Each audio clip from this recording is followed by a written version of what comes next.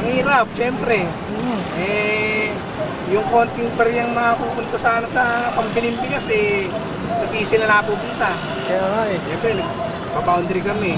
Hindi naman nakakaano ng bayahe. Magkano ba ang boundary ninyo ngayon? Ito, 700 to, siyaman. Magkano take home ninyo? Minsan, dati, nakakalimandaan. Ngayon, balik, 200 yung makukuha sa amin dun sa itinas na puto. Sa 10 liters, 700 na. Oh. Oo, kasi sabi, ang 30 liters, aabot ng parang 1.8 o 2,000 ng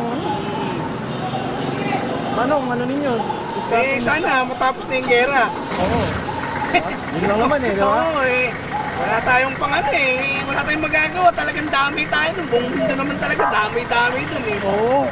Wala tayong sibat. Alay natin at sibat para tigil yung yung gera ron. Sir, ano tawag na dito? Subsidy, may bibigay daw ba sa inyo? Ay, wala pa akong alam dyan eh. Wala pa. Baka siguro. Sana meron na. Ilan na kami. Oo. Panawagan na lang natin sa gobyerno, boss. Boss, ano naman po? Hindi na may tuloy yung awatin nyo.